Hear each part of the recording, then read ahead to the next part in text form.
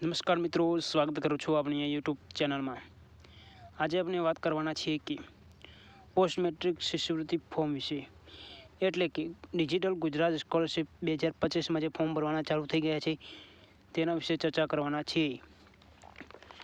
એ ફોર્મની કઈ સ્કીમ માટે ફોર્મ ભરવાના ચાલુ થઈ ગયા છે, તમે ઓનલાઈન એપ્લાય કેવી રીતે કરી શકો, જેને પહેલેથી રજીસ્ટર હોય તેઓએ કેવી રીતે શરૂ કરવાનું રહેશે તેના વિશે સંપૂર્ણ માહિતી આ વિડીયોમાં સમજાવીશું।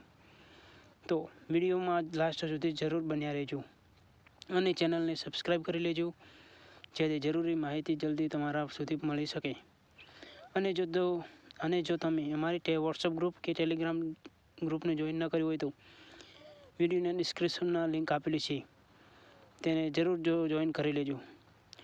વધારે સમય ન બગાડતા વિડીયોને શરૂ કરીએ। આદિજાતિ વિકાસ વિભાગ, ગુજરાત સરકાર, નિયામક આદિજાતિ વિકાસ કચેરી, ગુજરાત રાજ્ય, ગાંધીનગર, ભારત સરકાર, રાજ્ય સરકાર અને પોસ્ટ મેટ્રિક શિષ્યવૃત્તિ સહાય યોજનાઓની અમલ ઓનલાઈન કરવામાં બાબત નિયામક આદિજાતિ વિકાસ ગુજરાત રાજ્ય, ગાંધીનગરના હસ્તની નીચે મુજબ જોગવાઈઓનું અમલીકરણ ગુજરાત પોર્ટલ પર મારફતે કરવામાં થાય છે। મૂળ ગુજરાત રાજ્યના ધોરણ 11-12 ડિપ્લોમા, ITI, સ્નાતક, અનુસ્નાતક, PhD સુધીના સરકાર માન્ય અભ્યાસક્રમો, રાજ્ય તથા રાજ્ય બહાર આવેલા રાજ્યસર માન્ય ઉચ્ચ માધ્યમિક શાળાઓ, યુનિવર્સિટીઓ, કોલેજો, ITIઓ સંસ્થાઓમાં અભ્યાસ કરતા અનુસૂચિત જાતિના વિદ્યાર્થીઓએ જેઓ રાજ્ય સરકારની મૈસી વિદ્યાર્થીઓએ પાસેથી અગાઉના વર્ષની જેમ ચાલુ શૈક્ષણિક વર્ષ 2025-26માં શિષ્યવૃત્તિ સહાય માટે ઓનલાઈન અરજી મંગાવવામાં આવશે। જે અહીંયા તમે જોઈ શકો છો, 5-6 અહીંયા તમે જોઈ રહ્યા છો કે 5-6 જે સ્કીમ લખેલી છે તે તમે આમાંથી એક પણ સિલેક્ટ કરીને તમે ફોર્મ ભરાવી શકો છો।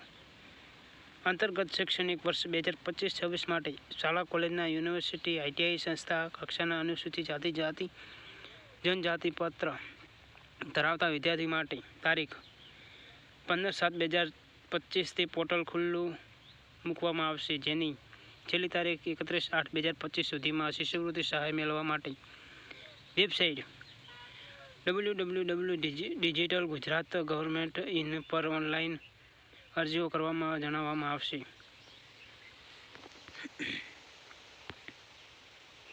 તમામ વિદ્યાર્થીઓએ ફોર્મ ભરતા પહેલાં તેનું બેંક એકાઉન્ટના આધાર સાથે લિંક હોવું જરૂરી છે। દરેક વિદ્યાર્થીએ તો તેના મોબાઈલ નંબર આધાર સાથે લિંક હોવા જરૂરી છે। વિદ્યાર્થીએ તેનું બેંક એકાઉન્ટ મોબાઈલ નંબર સમગ્ર અભ્યાસક્રમ દરમિયાન કોઈ બદલવો નહીં।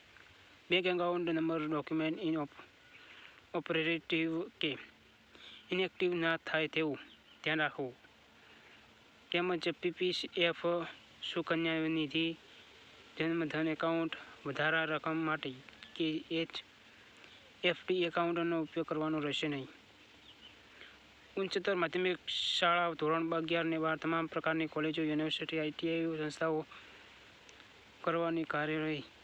આમ તમે જે પણ વિદ્યાર્થીએ ફોર્મ ભરવાનું હોય એ વિદ્યાર્થીએ 15/7/2025થી લઈને 31/8/2025 સુધી આ ફોર્મ તમે ઓરિજિનલ વેબસાઇટ પર તમે ફોર્મ ભરી શકો છો। જો મારો વિડીયો સારો લાગ્યો હોય તો મારા વિડીયોને લાઈક કરો, શેર કરો અને ચેનલને સબસ્ક્રાઈબ કરીને રાખજો, જેથી આવનારી માહિતી તમારા સુધી જલ્દી પહોંચે। અને આ ફોર્મ કેવી રીતે ભરવું જ્યારે ચાલુ થઈ જાય ત્યારે અમે આ ચેનલમાં વિડીયો મૂકીશું, જેથી ચેનલને સબસ્ક્રાઈબ કરીને રાખજો।